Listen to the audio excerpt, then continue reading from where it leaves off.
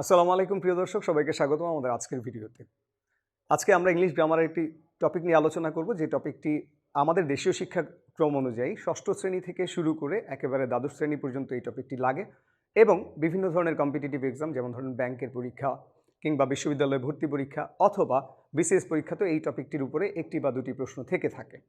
তো আপনারা বুঝতেই পারছেন আমি কোন টপিকটি নিয়ে আলাপ করব। আমি আজকে আলাপ করব হচ্ছে ভয়েস নিয়ে, অ্যাক্টিভ ভয়েস এবং প্যাসিভ ভয়েস নিয়ে আলাপ করব। এবং আজকে আমরা এই ভিডিওর মাধ্যমে যে জিনিসগুলো শিখতে যাচ্ছি সেটি হচ্ছে অনেকটা এরকম, যে অ্যাক্টিভ এবং প্যাসিভ ভয়েস কি, তারপর অ্যাক্টিভ ভয়েস আমরা কখন ব্যবহার করব এবং প্যাসিভ ভয়েস আমরা কখন ব্যবহার করব। এই হচ্ছে আমাদের আজকের ভিডিওর লার্নিং আউটকাম। তো প্রিয় দর্শক, আমরা প্রথমেই জেনে নিচ্ছি আসলে ভয়েস বিষয়টা কি।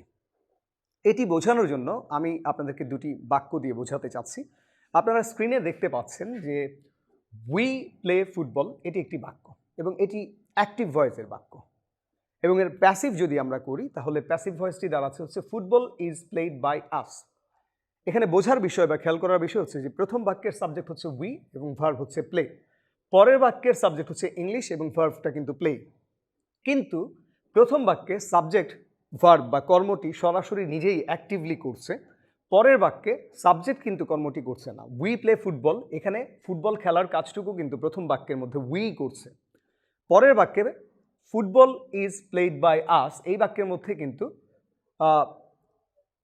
ফুটবল যে সাবজেক্টটি রয়েছে সেটি কিন্তু নিজে খেলার কাজটুকু করছে না, অর্থাৎ ফুটবল কিন্তু নিজেকে নিজে খেলছে না, অন্য কেউ খেলছে।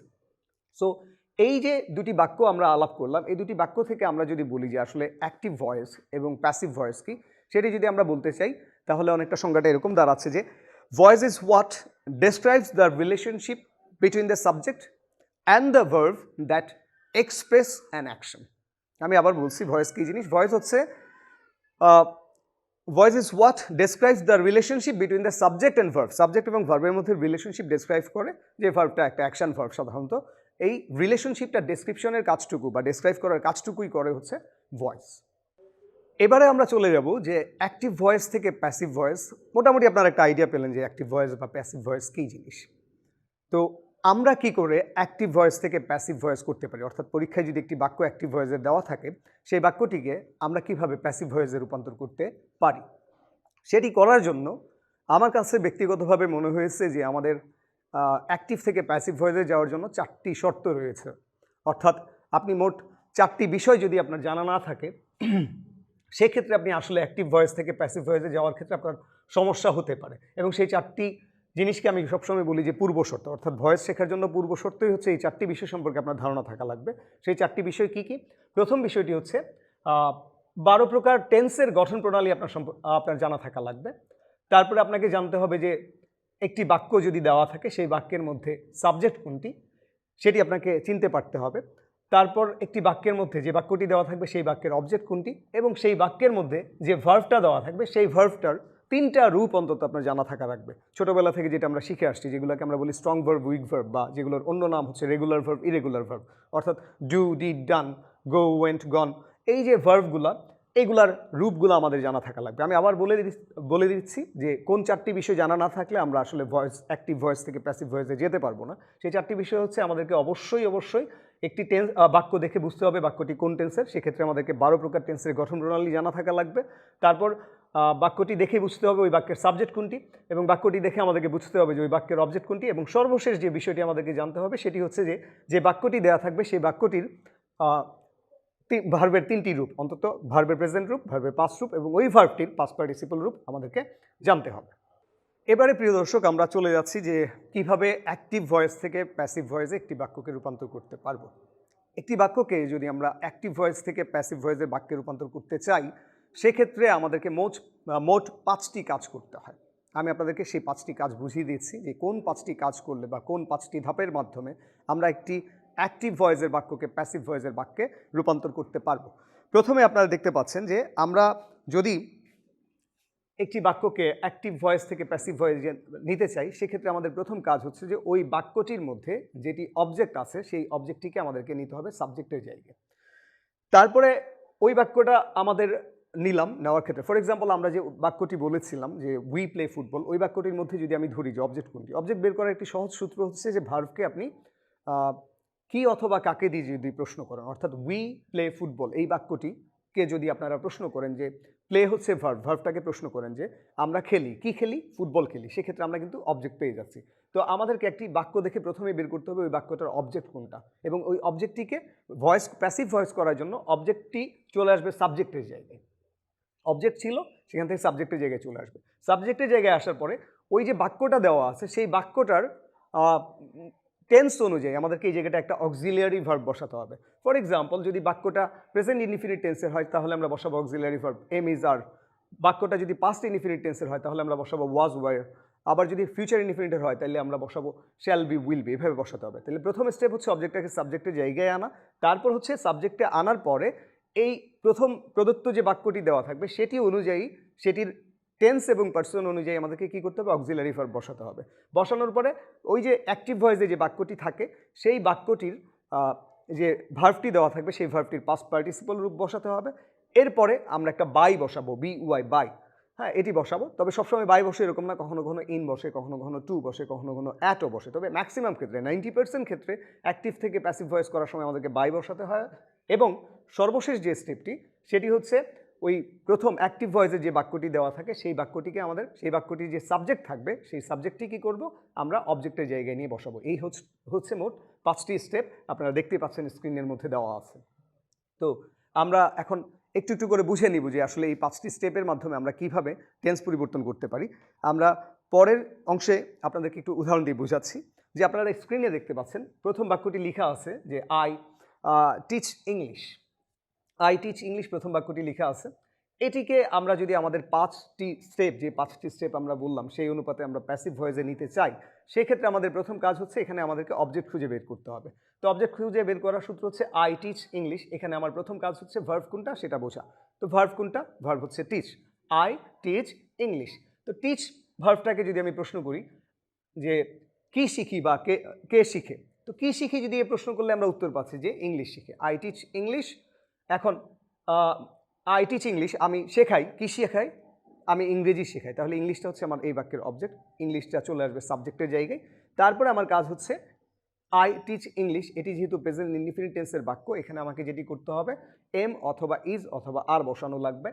তারপরে হচ্ছে আই টিচ ইংলিশ, টিচের ভার্বের পাস্ট পার্টিসিপল হচ্ছে টট, তাহলে আমাদের বাক্যটি দাঁড়াচ্ছে হচ্ছে ইংলিশ ইজ টট, এ পর্যন্ত গেল। এরপরে আমরা একটা বাই বসাবো এবং আই যে সাবজেক্ট এটি চলে যাবে অবজেক্টের জায়গায়, এবং আই যখন সাবজেক্টের জায়গা থেকে সরে গিয়ে অবজেক্টের জায়গায় বসবে তখন সেটির অবজেক্টিভ রূপ হবে, অর্থাৎ আইটা ওখানে গিয়ে হবে me. So I teach English এই বাক্যটির প্যাসিভ হচ্ছে English is taught by me, এই হচ্ছে প্রথমটি। আবার আপনারা দেখতে পাচ্ছেন দ্বিতীয় যে বাক্যটি আছে সেটির মধ্যে লেখা আছে he has painted the picture, he has painted the picture. এই বাক্যে অবজেক্ট দ্য পিকচার, অবজেক্টটা চলে আসবে সাবজেক্টের জায়গায়, প্রথম স্টেপ অবজেক্টটা চলে আসলো সাবজেক্টের জায়গায়। তারপরে হচ্ছে আমাদের বাক্যটা যেহেতু he has painted the picture, এটা যেহেতু প্রেজেন্ট পারফেক্ট টেন্সের বাক্য, সেক্ষেত্রে আমাদেরকে যেটি করতে হচ্ছে যে অক্সিলারি ভার্ব আমাদের হ্যাভ বিন অথবা হ্যাজ বিন বসাতে হচ্ছে। তো আমি অবজেক্ট দ্য পিকচার নিলাম, নেওয়ার পরে আমাদের অক্সিলারি ভার্ব বসবে হ্যাজ বিন, তারপর হচ্ছে ভার্বের পাস্ট পার্টিসিপল বসবে পেইন্টেড, তারপর এখান থেকে গিয়ে বাই বসলো, বসার পরে হির অবজেক্টিভ রূপ এখানে হবে হিম। তারপরে থার্ডে একটি এক্সাম্পল দেওয়া আছে মাই মাদার ইজ কুকিং ফুড। এই বাক্যটিকে আমরা কীভাবে প্যাসিভ করবো, ওই 5টি স্টেপের মাধ্যমে। প্রথম কাজ কি, অবজেক্টটাকে সাবজেক্টের জায়গায় আনা। মাই mother is cooking food, object হচ্ছে ফুড, ফুডটা আমি নিয়ে আসলাম শুরুতে, তাহলে শুরুতে ফুড আসলো, আসার পরে আমাকে অক্সিলারি ভার্ব বসাতে হবে টেন্স টু পারসন অনুযায়ী। তো মাই মাদার ইজ কুকিং ফুড এটি প্রেজেন্ট কন্টিনিউয়াস টেন্সের বাক্য, এই অনুযায়ী আমাকে আনতে হবে এম বিং অথবা ইজ বিং অথবা আর বিং। তাহলে ফুডের সাথে যায় হচ্ছে ইজ বিং, অবজেক্টটা সাবজেক্টের জায়গায় আনলাম ফুড, আনার পরে আমি এখানে বসাচ্ছি is being. My mother is cooking food, food is being এ পর্যন্ত আসলো। এবার my mother is cooking food, cook ভার্বটির পাস্ট পার্টিসিপল আমরা বসাবো, সেটি হচ্ছে কুকড। তাহলে উত্তর দাঁড়াচ্ছে ফুড ইজ বিং কুকড। তারপরে বাইয়ের পরে আমাদেরকে যেটা করতে হবে, মাই মাদার এখানে রয়েছে, এটিকে যখন আমরা এই পাশে নিব সেটিও মাই মাদারই থাকবে। তাহলে উত্তরটি দাঁড়াচ্ছে food is being cooked by mother, my mother. এই হচ্ছে 3টি বাক্যের উদাহরণ দিয়ে আমি বোঝানোর চেষ্টা করলাম যে ওই 5টি স্টেপ আপনি যদি জানেন, সিম্পলি জাস্ট 5টা স্টেপ, অর্থাৎ অ্যাক্টিভ ভয়েস থেকে প্যাসিভ ভয়েস করার জন্য আপনাকে মোটামুটি 5টি স্টেপ ফলো করতে হয়। সেই 5টি স্টেপের মাধ্যমে আপনি অ্যাক্টিভ থেকে প্যাসিভ ভয়েসে যেতে পারবেন। এগুলো আমি আরেকটু বিস্তারিতভাবে আপনাদেরকে বোঝানোর জন্য আমরা যাচ্ছি যে কি করে আমরা অক্সিলারি ভার্বগুলো বসাবো, টেন্স টু পারসন অনুযায়ী যে অক্সিলারি ভার্বগুলো বসাতে হয় সেটি কী করে আমরা বসাবো সেটি আমি আপনাদেরকে দেখাচ্ছি। তো প্রিয় দর্শক, আমি যেটি বললাম যে আপনি মোটামুটি যে 5টি স্টেপ আমি আপনাকে বলেছি, অর্থাৎ অবজেক্টটা সাবজেক্টের জায়গায় অ্যাক্টিভ ভয়েসের অবজেক্টটি সাবজেক্টের জায়গায় আসবে, তারপর হচ্ছে টেন্স টু পারসন অনুযায়ী অক্সিলারি ভার্ব, তারপরে ভার্বের পাস্ট পার্টিসিপল, তারপরে বাই, এবং তারপরে হচ্ছে যে সাবজেক্টটি অ্যাক্টিভ বাক্যের সাবজেক্টটি চলে যাবে অবজেক্টটির জায়গায়। এই 5টি স্টেপ সবসময় একই রকম থাকে, শুধুমাত্র একটি স্টেপের জায়গায় চেঞ্জ হয়, সেটি হচ্ছে অক্সিলারি ভার্বের জায়গাটা। অক্সিলারি ভার্বটা আমরা কী বসাবো সেটা সবসময় নির্ভর করে টেন্স টু পারসন অনুযায়ী। তো আমি আপনাদেরকে দেখিয়ে দিচ্ছি যে অক্সিলারি ভার্ব কোথায় কী হবে। প্রথমে আমরা সমস্ত ইনডিফিনিট টেন্স অর্থাৎ present indefinite tense, past indefinite tense এবং ফিউচার ইনডিফিনিট টেন্সের অক্সিলারি ভার্বগুলো কী হবে সেটা দেখে নিচ্ছি। আপনার স্ক্রিনে দেখতে পাচ্ছেন যে ইনডিফিনিট টেন্সের যদি সেটা প্রেজেন্ট ইনডিফিনিট টেন্স হয় সেক্ষেত্রে আমরা অক্সিলারি ভার্ব অর্থাৎ অবজেক্টটা সাবজেক্টের জায়গায় আসার পর আমরা যে অক্সিলারি ভার্বটা বসাবো সেটা বসাবো। যদি বাক্যটা প্রেজেন্ট ইনডিফিনিট টেন্সের হয় সেক্ষেত্রে এম, ইজ অথবা আর। আবার বাক্যটা যদি পাস্ট ইনডিফিনিট টেন্সের হয় অক্সিলারি ভার্বটা কীভাবে বসাবো, অবজেক্টটা সাবজেক্টের জায়গায় আনবো, আনার পরে অক্সিলারি ভার্ব বসবে ওয়াজ অথবা ওয়ার। বাক্যটা যদি ফিউচার ইনডিফিনিট টেন্সের হয় সেক্ষেত্রে অবজেক্টটি সাবজেক্টের জায়গায় আসার পরে আমরা টেন্স টু পারসন অনুযায়ী এখানে শ্যাল বি অথবা উইল বি বসাবো। এটি হচ্ছে প্রেজেন্ট ইনডিফিনিট টেন্সের প্যাসিভ ভয়েস করার জন্য আমাদের এই জায়গাটা একটু চেঞ্জ করা লাগবে। বাকি 4টা স্টেপ কিন্তু সেম, শুধুমাত্র আপনাকে অক্সিলারি ভার্বের জায়গাটা চেঞ্জ করতে হবে। এক্ষেত্রে আপনি যদি মাথায় রাখতে পারেন যে প্রেজেন্ট ইনডিফিনিট টেন্সে বসাবো এম, ইজ, আর, পাস্ট ইনডিফিনিটে ওয়াজ, ওয়ার, ফিউচার ইনডিফিনিটে shall be, will be, that's it. এই 3টা টেন্স আপনার মোটামুটি হয়ে যাবে। এখন আমি ইনডিফিনিট টেন্সের কিছু উদাহরণ আপনাদেরকে দিচ্ছি।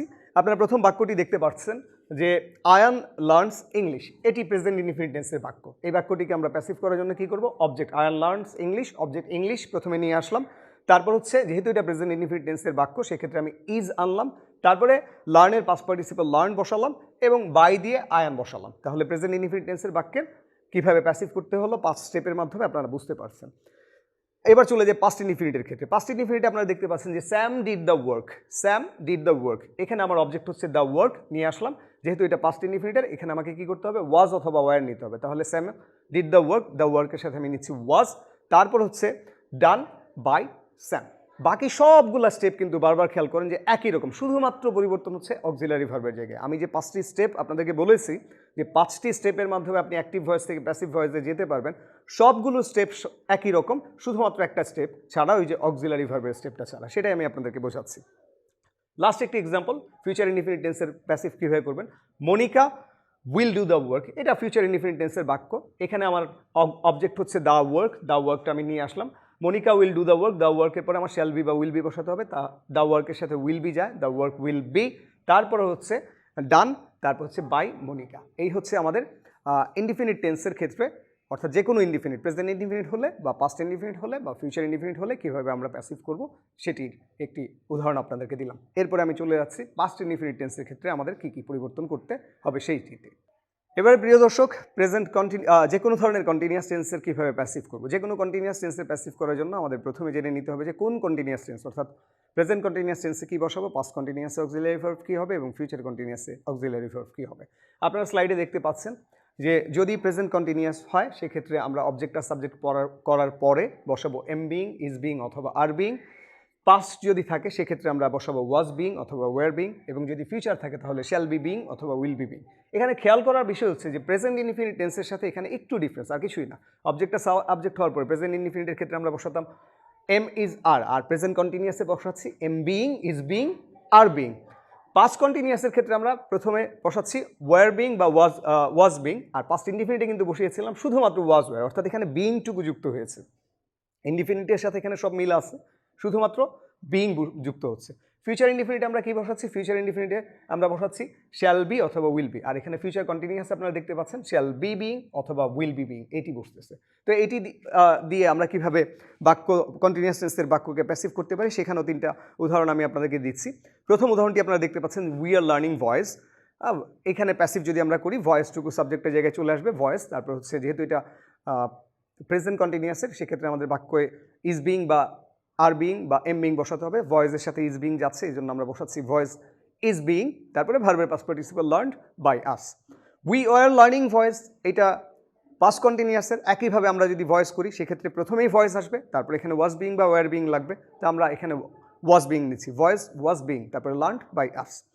এবং লাস্ট যেটি উদাহরণ আসছে সেটি হচ্ছে we will be learning voice, এটি ফিউচার কন্টিনিউয়াস টেন্সের একটি বাক্য। এখানে আপনারা যেটি করতে হবে সেটি একই রকম, যে প্রথমেই ভয়েস নিয়ে আসবেন, আনার পরে আপনারা যেটি করবেন যে শ্যাল বি বিং বা উইল বি বিং বসাবেন। তো ভয়েসের সাথে যায় হচ্ছে will be being, voice will be being, তারপর হচ্ছে ভার্বের পাস্ট পার্টিসিপল লার্নড, তারপর হচ্ছে বাই আস। এই হচ্ছে আমাদের যে কোনো ধরনের কন্টিনিউয়াস টেন্সের প্যাসিভ করার উদাহরণ বা প্যাসিভ করার সিস্টেম।